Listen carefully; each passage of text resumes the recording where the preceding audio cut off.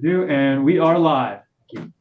All right. Welcome everybody to the House Energy and Digital Infrastructure Committee on Thursday, January 30th. We are here today to hear from Vermont Gas. And what we do, guys, is we go around the room, we'll introduce ourselves really quickly. We always ask our committee assistant and our esteemed visitors to introduce themselves and who they're here representing today. And then we'll let you guys identify yourself for the record. So I'm Representative Kathleen James from Bennington 4, masked today because I have a cold out of courtesy for my fellow committee members. And I'm Scott Campbell from St. Johnsbury, California, Essex. Richard Bailey, Memorial 2. Chris Morrow, Wyndham, Windsor, Bennington. Michael Southworth, Caledonia 2. Christopher Howland, Rutland 4. Ren Kleffner, Chittenden 13, Burlington. Horace Filling, 2. Hi, Dylan. Oh, hi. Sorry. Dylan's with me, Lynn. I'm over Ferris here for BGS. I'm Matt Sorensen, intern for Representative Lisa Henga. Great. Jack Locker, committee assistant, masked, similar reason. Super. For the record. Great. For the record, I'm Dylan Giambattista. I'm the Director of Public Affairs for Vermont Gas, BGS. Good morning, everyone. I'm Neil Lunderville, President and CEO of BGS. Great. And so I wanted to start today's conversation by noting that this is a pretty small room, but it's not as small as the room you were in. But I wondered if the carbon monoxide alarm would go off. So you know all about this. Carbon dioxide. Dioxide? Okay, yeah. No, Well, let's make sure we get it monoxide. straight for you here. We're all about air quality. Well, that's very good. That's very good. So are we. So we're very pleased to join you today, and we wanted to bring the committee an overview based upon the testimony that you heard from other utilities.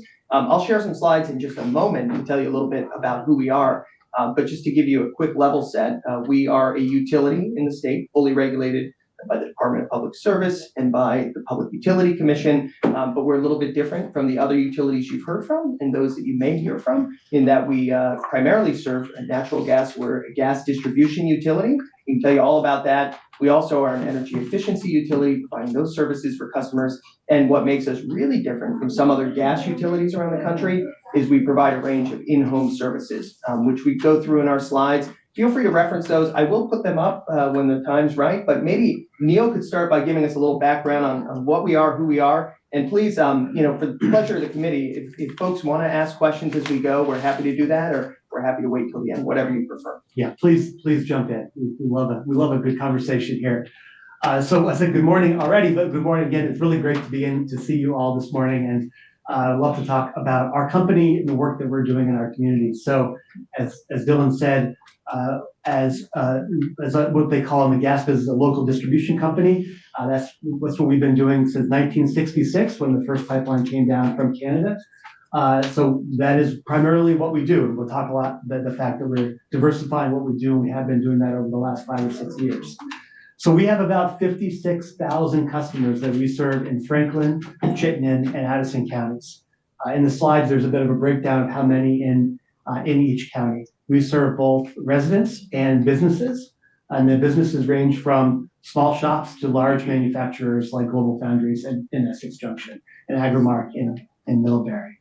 As we'll talk about, our primary product has been, for the last 60 years, natural gas. That natural gas comes through, as I mentioned, a single feed pipeline that connects at the Canadian border, Phillipsburg in Quebec, and it runs down through the counties that we serve.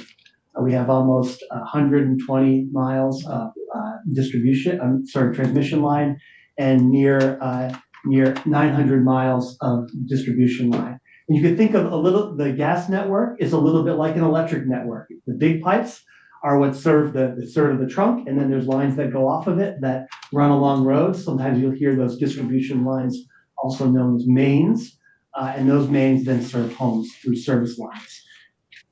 I'm always curious about, and I'm sorry if I missed this. So it's coming down from Canada, and where does it come from? Where does it come from there? Where does it come from? So it's a great question, and one thing about it's a little bit different than the electric grid. If you've heard from Velco and the electric utilities, they think of themselves as regions organized around independent system operators. So you might have heard of ISO New England, ISO New England. That's sort of a grid inside of the US, like a regional inside the US. The natural gas grid is actually a North American grid. It is, if you looked at a map of the pipelines between Canada and North America, you could not tell where the border is because or any of the states are. It's that sort of dispersed. And so our pipeline runs into Canada, and that connects with the Trans-Canadian Pipeline, or they call it now TCL or TC Energy. That transports gas from primarily from Western Canada through over it. However, there are connection points all along the U.S.-Canadian border, and so some of the gas also comes from the U.S. It can really, the truth is that we could take gas from anywhere in North America and deliver it to Vermont. Now I say deliver it because, like electricity, this is where it's similar. The electrons are produced where the electrons are produced, and they're consumed at the point sort of nearest to where they're produced, unless they're moved in the big transmission lines. And natural gas is the same way. If a molecule is produced somewhere, that molecule itself will be produced, and we get delivery. It's not the actual molecule making its way, but there's molecules from somewhere making their way to Vermont. Same way that electrons are sort of make their way to Vermont. So that's where a place where the gas grid and the electric grid are pretty similar. Okay, thanks. Good. So people know, because our name is Vermont Gas Systems, they think all we sort of do is gas. And I think that's a bit of it's a bit misleading, because I want to tell you about all the other things that we do. We really, when we think of ourselves, we don't think of ourselves as being in the gas business. That's one of the products that we serve. We've been doing it well for nearly 60 years. We really think of ourselves in the energy delivery business to make sure that we are, no matter what we are serving our customers, we're doing it in a safe, reliable, and very importantly, affordable way with exceptional customer care. Our customers are the focus of everything we do. So of that 56,000 customers, nearly 50,000 of them are homes, and the other 6,000 are businesses. That's the breakdown between those 56,000 customers. They're all really important to us. Over the last, actually going back to 1992, we introduced our energy efficiency services. And in there, we are trying to help our customers use less energy, use less gas. And like Efficiency Vermont, that you will hear from, you may have already heard from, we're in customers' homes, helping them do weatherization projects. We're in customers' businesses, helping them change out pumps and other things to make their businesses more efficient and ultimately use less energy. It's a cornerstone of what we do. When we are able to allow folks to use less energy, we're making their bill cheaper. That is a good thing. And it's also a good thing for the planet. It's fewer emissions right out of the gate. So that's one part of our business.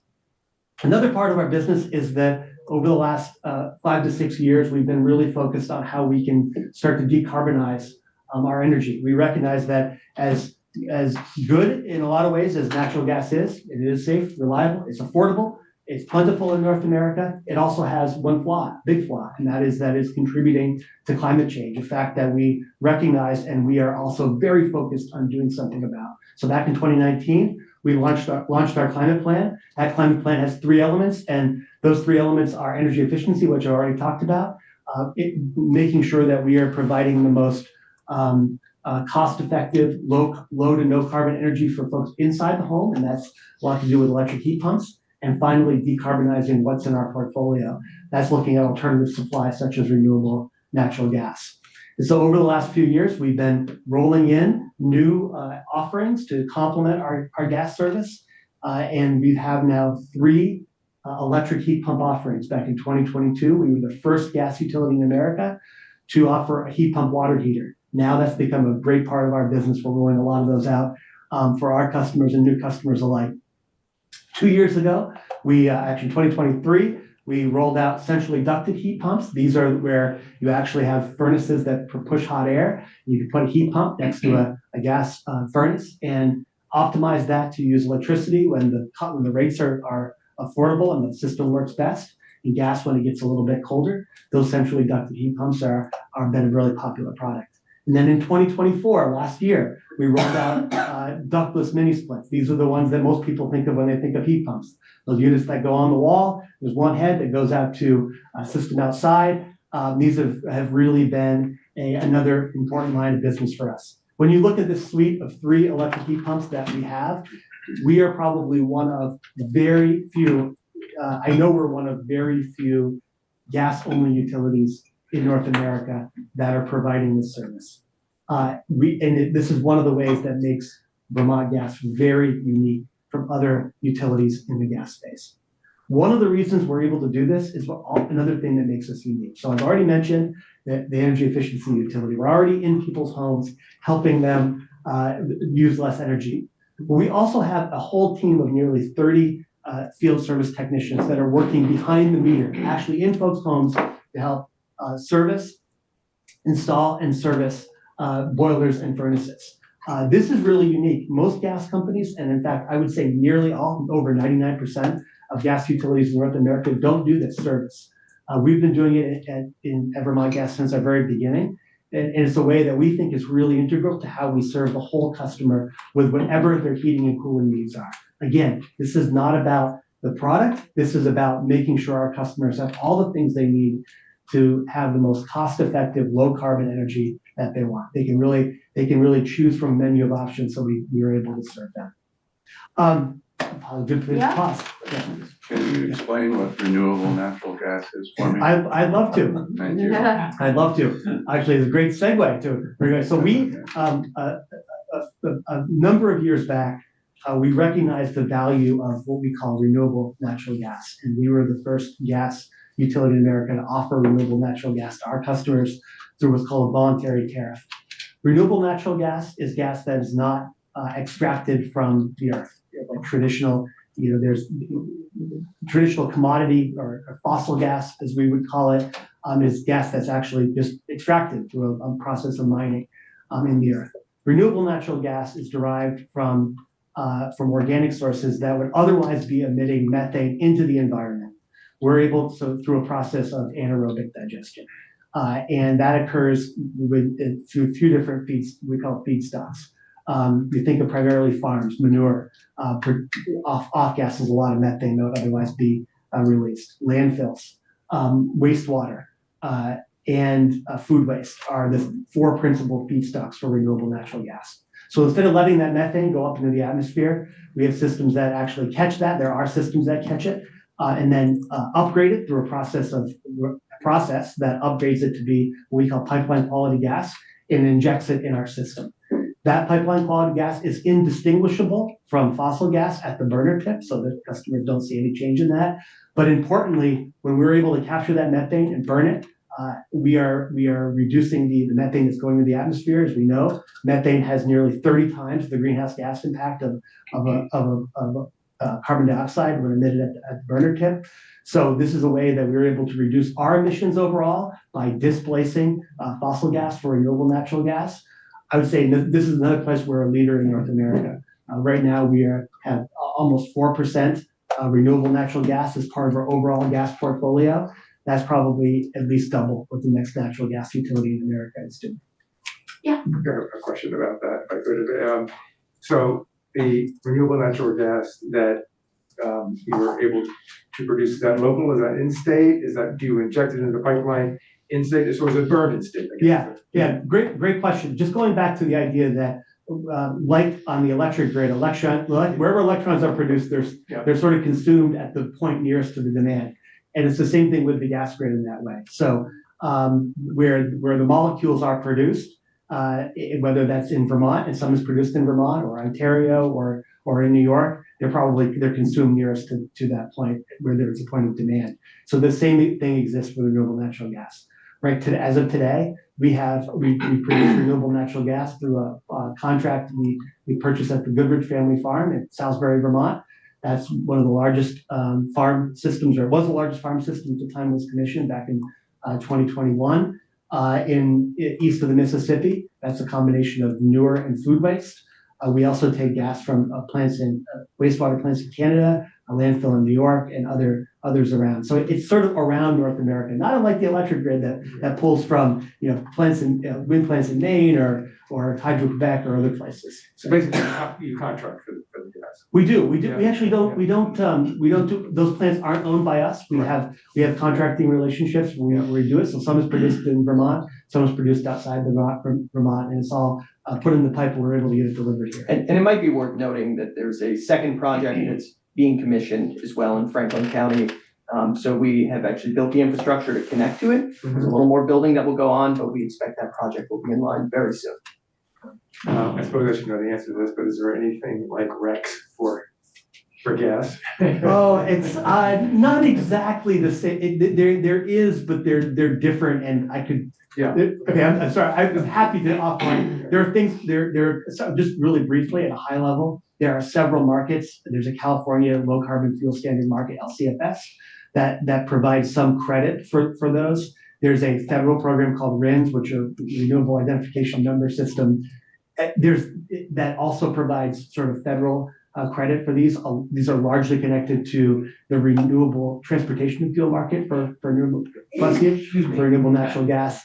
There's a lot in there, and there's a lot more to unpack there. But it probably take I would throw us off for 20 minutes if I went into too much detail. But I'm happy to go offline and talk about that. It's not exactly the same. Thank you. Fair.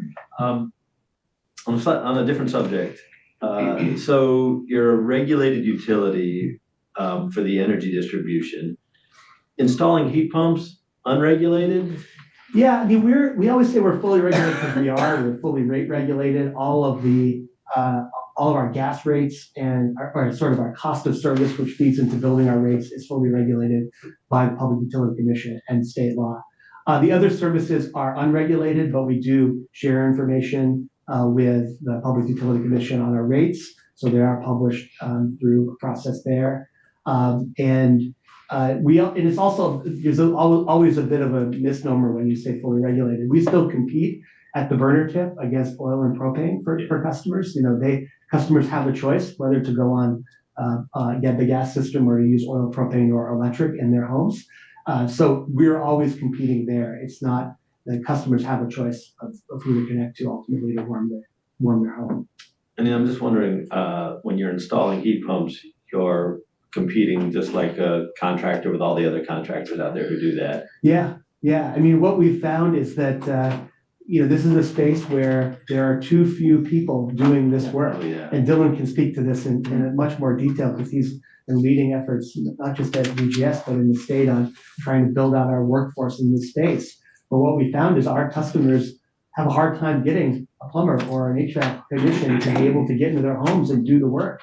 So if our focus is making sure that we're taking care of our customers, then we need to be going where our customers' needs are. And that's one of the things that led us to doing more of this installation work ourselves. Dylan, do you want to speak a little bit about workforce? Yeah, I can do that just a bit. And just so you know, I'm actually sticking around today. There's a network action team that Energy Action Network has convened on climate workforce. It's been meeting for several years. I co-chair it with actually a former member of this committee with its old jurisdiction, Representative Gabrielle Stebbins, who's no longer a member, but you certainly know her. And I co-chair it with some other folks in this space. We have been, pardon me, need more drinks here. We've been working to identify some of the available workforce in the state and adjacent fields where there is actually a climate component. That is to say, they're focused on some of the tasks that are necessary to reduce emissions in line with state requirements. And so there's a really interesting question that we've had as an organization, this is just one glimpse into it, but the question is, how do you cross-train your staff on the certifications that they need to go into an electric panel box, which is a first step requirement. If you want to install heat pumps or electric heat pump water heaters, you need that ability to get into the panel. Many customers will need electric panel upgrades, something the state has provided resources for that we've been working on, and trying to put together that map of, I'd say, updates in an organization to ensure that your staff is fully accredited, is ready to go, is something that is complicated, but the state has been working with contractors and others on that. So there's a lot of really exciting work. We'll actually be over at the Climate Caucus, which is a legislative caucus that meets regularly this lunch hour. So we'll be over at the Pavilion Building. We're going to be talking about that and providing some updates. But there's good news to report. What it really takes, though, is workers having those skills, the necessary training, accreditation, and that ability to get into a panel, work with this equipment, do coolant, all these things. They're really important. And when done well, they're excellent for customers. Yeah.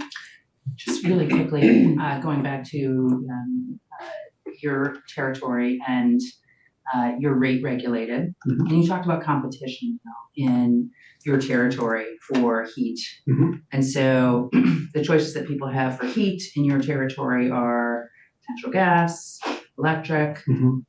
also rate regulated. Yes, Yes, propane, Yep. not rate regulated. right, And oil, right, not rate regulated. that's right.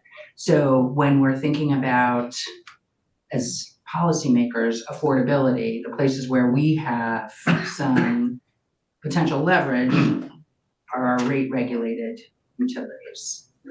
Yes, yes. And I'd say we think about affordability, and that's part of what we think about every day. And also, obviously, what our customers are thinking about every day. Natural gas has the benefit of being a very affordable energy source. If you look at those energy burden maps that are produced by Efficiency Vermont, you'll see that the areas we serve tend to be ones where the energy burden is lower. There's several reasons for that. But the big one is that natural gas is more affordable than other energy sources. If you look at it against cold climate heat pumps, it's about 17% more cost effective. If you look at it against oil, it's about 35% cheaper, and against propane, it's about 50% cheaper based on today's rates. So that's interesting. I just want to follow up on that. 'Cause Yeah. yesterday we were asking about, do we have a definition of affordability? So what I'm hearing you say, you're defining affordability as cost in terms of other choices that people could make to heat their homes. Sort of relative cost is one way to look at it. Yeah, we also say we think a lot about affordability in terms of those who can least afford to pay. We spend a lot of time. One of the other things that I do, and work with Representative Campbell on this, is weatherization at scale, network action teams through Energy Action Network, and thinking about how we can particularly help low and moderate income customers afford their energy bill. I mean, that is really the heart of what we do, what our teams care about. The low income is, of course, with weatherization served by the WAP, the Weatherization Systems Program offices. They do a wonderful job with that. But for our customers, we're helping the moderate income customers with their weatherization services. It's something that we have over the last 5 years dialed up and really focused as a company doing more weatherization work. Even though it's more expensive, it is ultimately helping the people who need the help the most on the ground for those bills. Is it also fair to say, just for full accuracy, that when you're calculating energy burden, there's a numerator and a denominator? Yes, yeah. And the areas you serve happen to have Right. a bigger denominator? Right, I did say there were more than one factor that went into it. And that's that's the factor I was thinking, is that tend to be more higher income areas. Yeah. Thank you. The renewable natural gas, you mentioned Salisbury, is this connected to, does it have to be connected to the pipeline, or can it be compressed and trucked? Yeah, And it's a good question. Yeah, it could be compressed and trucked. it could be, but Salisbury is directly connected. It is They're directly near the connected. terminus of your Just middle additive. Exactly. And the way I understand the manufacturing of natural gas is that other gases have to be taken off to get the carbon hydrogen component of natural gas, like propane, C3H8. Mhm. What's the chemical? CH4. You're just straight CH4. That's Is natural gas, that's that methane. That's methane and natural gas are And one and the same? they're CH4? not precisely the same. I mean, I want to start by saying I'm not a chemist, and this is not my area of expertise. But on the chemical path, the natural gas can also contain other elements besides CH4, but CH4 is methane, and that, like, in its purest form is CH4. And we think of it, I mean, it's 99 point something percent. So, but technically there may be other components that are part of that, but it is, principally and overwhelmingly CH4. Okay. Great. Oh, well, We're on a roll. we're on a roll here. I want to mention it. Great question. Before, no, these are wonderful I- I questions. do. I'm sorry. Apologies. Slow to work. No. First of all, the first question is, we know methane's very corrosive, so what is it you do at Salisbury to make it workable so it doesn't destroy your distribution lines? Yep. And what's the BTUs per gallon compared to a gallon of fuel oil? Oh, that's more math here. So, so I'll start with the second question first. There's two ways to measure natural gas, or there are several ways, but the main way is through a volume and an MMBTU calculation. By volume, we measure an MCF, which are 1,000 cubic feet, and 1,000 cubic feet of natural gas is equal to 1 MMBTU of energy. So it's actually, or nearly equal. And there are factors that go into it, but for all intents and purposes, 1 MCF is equal to 1 MMBTU. There are about the equivalent to heating oil is about 7 gallons of heating oil equal 1 MCF of natural gas, which equals 1 MMBTU of energy. These are rough numbers. So the first part of your question about upgrading the gas. So raw biogas, which is produced through the digestion process of methane and food waste in Salisbury, runs through an upgrading process to remove all the other volatile compounds that would be truly corrosive. Our system is built through both steel and plastic pipe to be able to manage methane throughout the whole system. So once it's upgraded through a whole series of upgrading equipment, it is tested with a chromatograph to make sure that it is really pure when it comes back to your question. And then when that's tested twice, one at the upgrading equipment, one at our gate station, which connects it into our system. And if it's not pure to the way we need it, we shut the system off. And so we're ensuring gas quality at the point of injection at those systems. And that's a sort of an industry standard to be able to do that it happens both for extracted gas and for renewable natural gas.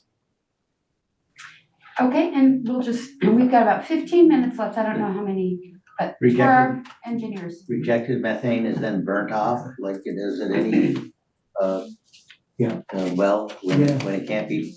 When it can't be, used, right. It just gets burned off It does because get it burned doesn't off. meet the quality. That's right. We've had knockwood, as we always do with these things, we've had very good luck with the Salisbury project. It's well built. It's been well maintained and managed by Vanguard Renewables, and they put a lot of gas into our system. I mean, we think with that system and the plant that's coming online in Franklin County, we hope to see a couple other plants online in the next few years. We talk about, getting back to your question about renewable natural gas, what is it? I should have started with what's the benefit of it. The benefit of it, we talk about the climate benefits a lot because it does displace fossil gas, but particularly for farms, it has a huge benefit for farms. You look at the projects that we're working on, and the farmers get a huge benefit from this. First, they're able to produce a lot of bedding by actually the process of eliminating the liquids from the manure produces fresh bedding for them. They save a lot of money on the bedding. They actually able to press out a lot of the phosphorus as a secondary process. So from an environmental point of view, the digestate is environmentally better than the digestate they would get without a RNG process. So they save money as far as their management plans, and we're getting a better environmental product. Finally, this all translates to a dollar value for them. They get in addition to saving on bedding, saving on their land management plans, they also get a lease payment from the provider. And so this becomes a whole nother revenue stream for farms. And so like we saw in Salisbury at the Goodrich family farm, we're also seeing up in Franklin County other farms that want to take advantage of what is really another revenue stream for farms and really helps them to be able to survive. And maybe one of the principal benefits of it. So do you have the same kind of digester setups at wastewater treatment facilities? And if so, that equates to savings for them as well. Yeah. And eliminates a lot of the effluent that gets released, correct? That's right. I mean, that is the digestion process creates a lot of value streams and benefits. We don't have any wastewater digesters for renewable natural gas in Vermont. But we take gas from other wastewater systems that do exactly that. We have talked with folks who produce a lot of wastewater about whether we could do something in Vermont. It's sort of in our future plans to be able to think about how we could do that here and take advantage of this, putting it into the pipeline. We don't do that, but yes, that in effect, every place that uses digestion, it creates these other benefits that come along with it. I'm just thinking for the affordable housing and so on, if we're going to start increasing housing being built in more urban areas. Yeah. Then the infrastructure is gonna need to change there to accept that, and this may be a way to offset that. I think we thought about this. This is an exciting area for us. I mean, you think about how what we've talked about with renewable natural gas is using all these waste streams that would otherwise have no value or negative value in our environment and in our economy. How do we take all these waste streams and turn them into something of benefit and value? I think there's a lot more we can do. We're just on the early edge of the technologies that are getting better and more. The technologies themselves are getting better and more affordable. So I think we're in the early phase of this, and over the next 10 or 20 years, we'll see a lot more of it, both in Vermont and around the country. I just want to do a time check. I wasn't sure how many, Well, we don't have to hit all the slides. Yeah, we actually. But we could give you a things. couple updates here that are important well, about what no, we're we up to. have time. Okay. I'm learning, Yeah. I'm learning how to manage time in our committee room. We should wrap by 9:45 Great, yeah. to give everybody a Well, break. and we love going deep in the weeds, so having. Yeah, inquisitive sorry, committees it's is great like, for us. Yeah. we're big nerds when it comes to this, so that's, we embrace our nerdness when it comes to this, so. Yeah.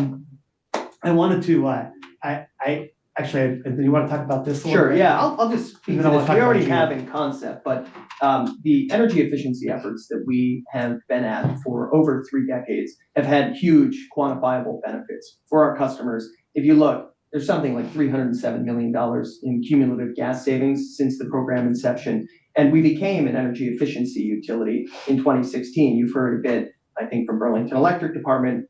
You might be hearing from Efficiency Vermont today, I think. I'm trying to recall your schedule here. But if you look, we do see actual benefits for our customers in reduced costs, better environmental benefits for their homes in terms of health benefits and so forth. And they're saving 15 to 20% off of their energy bills after adopting these in general. So that gives you a sense of the potential savings for a customer who takes advantage of these programs. And then there's real world benefits in terms of the amount of emissions that we are preventing that would otherwise occur if it just continued to be the same volume of gas being served to more customers. And so you can quantify those. And if you look at it, it's about 45,000 tons, I believe it's metric tons, now pronounced tonnies here. But that's the equivalent of removing 9,700 vehicles from the road. So there are real quantifiable benefits. When we talk to customers about these programs though, and we have a team of about 9 energy efficiency professionals, they're going out to businesses, to homes to speak with folks there. Folks are really focused on how can I save money, how can I increase comfort, and how can the health and reliability of my home be improved. And we get these great reviews. I mean, they're really heartwarming. The feedback that we get from customers is pretty extraordinary, and it's because they're saving money and they're more comfortable in a cold weather environment. And it's worth calling out too that we're also hearing increasingly we're in this populous area where people are more sensitive to heating, and there's a question about cooling needs in the summer. And many of these technologies that we're installing, be it just tightening up your home with weatherization or installing a cold climate heat pump, there are co-benefits. And so you have this benefit across seasons. Customers are seeking these out. We're seeing the demand certainly in our heat pump programs where, I mean, I can tell you, we have a potential advertising budget we could use for a lot of these programs. We're actually subscribed at capacity, and in working with our partners at Efficiency Vermont, we see regular requests for this work, and we spread it around as best we can, and we serve as that workforce to get out there and do the work, all of which contributes to the state's climate goals and is a benefit to the state. I did want to just touch on one other innovation that we're doing here. We talked a lot about heat pumps as a way to spur in-home innovation for folks. One other item that's also heat pump related but slightly different, ground source heat pumps that are derived from geothermal energy. We think it's a really interesting market and a really interesting technology that could have a lot of value in Vermont. Geothermal really taps the Earth's energy. I'm talking about shallow geothermal. We're not going down 10,000 feet to unleash the Earth's energy in that way, but just the constant temperature of the ground at roughly 50 degrees Fahrenheit we're able to use heat pump technology to heat and cool homes. We think in a way that's very cost effective relative to other electric options. So we have a couple projects that we've been working on, but one's sort of getting fairly close. We've received word they're getting a federal grant for a project in Heinsberg called Windy Ridge. We've been working with affordable housing groups to move that project to start construction on it. We're probably a little ways off before that. There's also a big question of will we get the federal grant? That's sort of another question. We don't have the money in hand, so it may be affected by any freezes that are going on in Washington.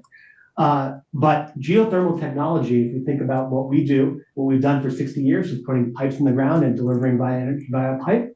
Geothermal looks a lot like that, except the medium is different. One's gas and methane, and one is water or glycol that is moving that energy through the ground. So our technicians, our operators are very versed in installing pipe. We are already working inside the home. So when we think about geothermal on a community scale where the homes are networked together, we think it's a natural successor technology to the work that we've been doing in the gas space. There are a few natural gas utilities in North America that are working in this space. We are proud to be one of them. We've been leading a coalition of other gas utilities to learn more about this technology and start to implement it. Yeah, and it's worth noting too, going back to workforce, we recognize, we have gas trained technicians who work and are familiar with these pipes and that you can move, different materials through them for energy supply. We've also been working internally to develop some of the workforce training necessary for geothermal energy. So it's something where we're not just talking about doing it in concept or trying to get grants to do it, to pilot it. We actually have trained our employees on this and have begun that work with the Air and Ground Source Heat Pump Association and others. And that started a couple of years ago. So we're viewing this as an opportunity to serve customers and do it cost effectively. And the great news, when you think about the attractive applications that this could be used for, we're not talking about a single geothermal system feeding one building. We're talking about a network, so community geothermal systems, where you actually are using the energy source between buildings, and you can even use waste heat in certain scenarios. So there's all sorts of combinations that you could put together in a system to provide really cost-effective energy to the users. So you could see why it would be an attractive option for a new development, or maybe even in the affordable housing community, why this might work well. They also are trying to figure out the way to get cost-effective renewable energy for their clients. So we see a huge opportunity to partner. And I'll just call out as well that if you think about all the stimulus money that has moved through Vermont recently, much of it came to the state, and lawmakers had the wisdom to put it toward investments that would reduce costs for customers, including things like weatherization. I mean, this state has made an enormous investment in weatherization. So we've been on the ground working to deploy those resources to customers, particularly low and moderate income customers. There was a switch and save program that was enacted several years ago to put money toward heat pump water heaters. These are great appliances because you think about a basement in Vermont, our housing stock isn't the newest. I know my basement gets a little damp in the summer. These units actually dehumidify the space while heating your water. Yeah. So you have a co-benefit. And we've been working to deploy those dollars and been very successful at doing it. And of course, other things like electric panel upgrades. I mean, this is a first dollar investment to make a home future ready so that it can accommodate these technologies in the future. All of those dollars have been put to work. And it's really been our teams, that workforce. I mean, that's the essential ingredient to do this work. When you think about an installed measure, whether it be weatherization going into a wall, whether it be an electric panel being installed, you need the people to do the work for those types of emissions reducing technologies. And so we stand as one of the partners in that work in our area, and we're really excited to continue the work because in Vermont, we're cold climate, let's make sure folks are comfortable, right? That's the goal. Yeah. So I think you said that you all were fully subscribed on these efforts? So with in particular, switch and save, our allotment allocated, put to work. With the electric panel upgrades, we've had huge demand. Efficiency Vermont can tell you a bit about that, but we've been putting those dollars to work. So we are in the process of getting them all out. Yes. That is actually the question that I'm interested in. Yeah. I understand we had some federal investments on electric upgrades and other that took a little while to get out, and I'm not sure, hoping to ask questions from the department and Efficiency Vermont. Were you all impacted by that, or did you have as much work as you could possibly do? When we got our hands, federal dollars. Sure. When we got our hands on the allocations available to us, we put them to work. And as with other programs, we do a screening process So if we've identified an income qualified customer, they're sort of first in line for these programs when they become available. And so we've worked to, across the organization, whether it be in the energy efficiency utility or our services shop, we've worked to connect those customers so that they are getting the full benefit of the federal dollars available in Vermont. Madam Chair, if I Yeah. might. So just, and I don't know if this is like a one-shot question, but, you know, we're in an energy transition. Mhm. Your company has obviously recognized that. What I'm interested in is what you see as the growth, without asking you to, you know, harm your business. You know, where are the growth opportunities? You know, you're encouraging people to use less of your product. So, you know, like, what is your long-term plan for your business? Because Yeah. is it to go out of business? Yeah. No. No, I think it's quite the opposite. I mean, let's zoom out just a little bit. When we look at the energy transformation that's going on in the world, it is being driven by consumers who want to make changes to more cost-effective, low carbon or no carbon energy sources. That's what's driving this demand. So it starts with our customers. What are they looking for? They're looking for these choices. In effect, someone is going to be serving them these choices. And we want to be, after 60 years, nearly 60 years of doing this, we know we're well positioned to take care of our customers. At 2 a.m, when the heat goes out, they pick up the phone and call us. They've been doing that for decades, and we serve them really well. So we want to continue to serve them well in all of those ways. So this is a market push to drive toward this. It's one that we also believe in the sense that we know we need to decarbonize to reduce greenhouse gas emissions as part of our work to battle back climate change. So there's alignment between what the market's doing, what our values are around this, and taking care of customers. So to answer your question directly on this point, we think there's a diversification of what we do away from a single product to a whole range of products that include energy efficiency, in-home innovation through heat pumps, geothermal, as well as diversification of what's in our pipeline. So it's more low carbon, and taken all together, that puts a business that is able to thrive in the future. If we don't do these diversification things, we will be out of business. And we probably deserve to be. It is precisely because we are trying to diversify and help our customers meet the energy transformation that we will stay in business for decades to come. That's great. You know, I'm worried about consolidation and other aspects of the heating business. So I'm happy to hear that you are diversified. Yeah, it's important. I had a follow-up, but you went right there. So, yeah. Yeah, this is also related to that question. So what are the implications for your regulatory requirements to diversify this way? Yeah, I mean, I'll just say it's complicated, right? We are fully regulated in Vermont, and the regulators, they look at every page of what we're giving them to document the change.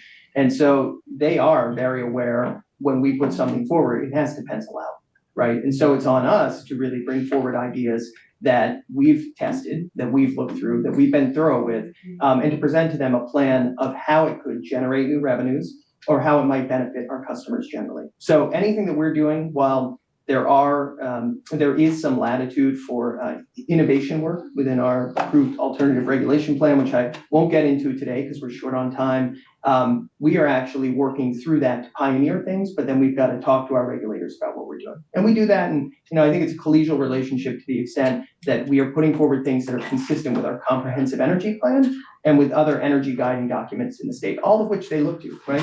You set the baseline of what folks key off of when they regulate us. It's in the green books, that's the authority. And then there's all this other regulatory precedent that, I don't know if there's more to add. I think you add that well. Our regulators kick the tires hard, that's their job. And the regulatory system in Vermont for utilities provides certainty and certainty that we can make investments to make long-term changes to the company consistent with state requirements and goals. And we feel like it works well. We have a final quick follow-up. Really short follow-up to that. Are there costs or are there lines of business that are not included in your what's regulated? In other words, is your heat pump business, for example, sort of in a sort of spun off in a different wing of the company, so it's not part of what you submit to PUC for your rate infrastructure. It is, we manage all this under the VGS, Vermont Gas Systems umbrella. Even though parts of that as was asked about whether that things for like heat pumps are rate regulated, they're not, but they are under our umbrella. So those expenses and revenues get counted in your rates. But importantly, it's that they're profitable, but the profit that we get from the non-gas services goes to reduce rates on the gas side. This is where the diversification comes in. As we ramp up our non-gas services, it goes to offset what we might lose through selling less gas in a traditional way. And ultimately, one has to grow in order for, as the other one goes down, to keep rates even. Right. Good. Madam Chair, if I think one last thing I wanted to mention, but there's so many great questions. It's just worth mentioning because folks may see it in the news coming up. As I mentioned at the start of this, we have a single pipe feed that comes from Canada. And when we're talking, and there's been a national conversation about tariffs on Canadian goods, it's logical to assume that natural gas, commodity gas, could be covered in this. And that means that the gas we receive from Canada, which is all but the renewable natural gas that we get here in Vermont, about 99% of our gas could come under any tariff that is broadly applied to goods from Canada. And so I want to caveat this at the beginning is we don't know ultimately what a federal tariff on Canadian goods will look like. We've only heard really almost a soundbite of what that might look like at 25% across the board. So we want to reserve our final analysis until we see what a final proposal would be. But in preliminary analysis at a 25% tariff, it would mean a pretty significant cost impact to our customers who we pass all of our gas costs directly through to our customers. So on the gas cost alone, it could be about an $11 million increase. That's what 25% would equal, and that's about 10%, roughly 10% rate increase on customer rates, and that's a lot, obviously, and that's something that we hope doesn't happen very much, but we are wanted to make the committee aware of that as you talk with other utilities about impacts of potential Canadian tariffs. Thank you. We'll have to hear at some point from Hydro-Quebec about that too. I think it's widely misunderstood who pays tariffs, and we pay the tariffs. So thank you. Our customers will, yes. Yes. Thank you very much for the time. Thank you so much for coming in. Thanks, Neil. Thank Thanks, you. Dylan. Really Thank you. appreciate it. We'll have you back, I'm sure. We can go offline, and let's be back.